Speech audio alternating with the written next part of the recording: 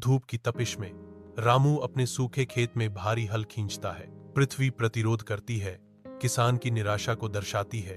दूर से ग्रामीणों की उपहासपूर्ण हंसी बंजर भूमि में गूंजती है। रामू की आवाज निराशा से कांपती है। हे भगवान, इस बार भी बारिश नहीं हुई। अब मैं घर कैसे चलाऊंगा? एक धुंधले कमरे में रामू की मां बिस्तर पर बेसुध पड़ी है।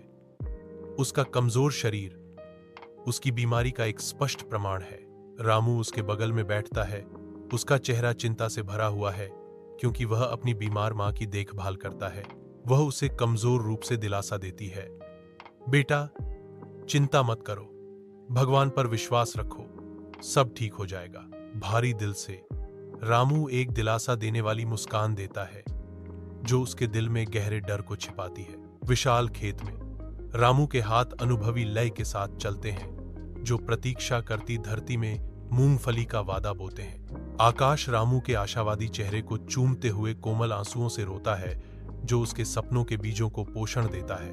रामू चिल्लाता है, मां, देखो, फसल तैयार है। दूर से ज्ञान और प्रेम से भरी एक आवाज आश्वस्त करती है, मैंने तुमसे कहा था बेटे, सब ठीक हो जाएगा।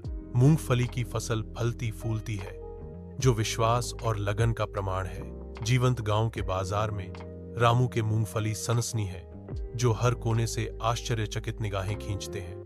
ग्रामीण आश्चर्य से देखते हैं, क्योंकि रामू का दयालुता का सरल कार्य समुदाय में फैलता है, पुराने घावों को भरता है और नए पुल बनाता है। एक ग्रामीण रामू के पास जाता है। उसके चेहरे पर शर्मिंदगी झलकती है। रामू, तुमने कमाल कर दिया, हमें माफ कर दो। रामू अपनी मुस्कुराहट से चमकते हुए क्षमा के साथ जवाब देता है, कोई बात नहीं भाई, जो हो गया उसे भूल जाओ। बाजार में रामू के कार्यों से गांव में बदलाव आने से नई उम्मीदें जगी हैं, यह साबित करते हुए कि छोटे कार्य भी असाधारण बदलाव ला सकते हैं।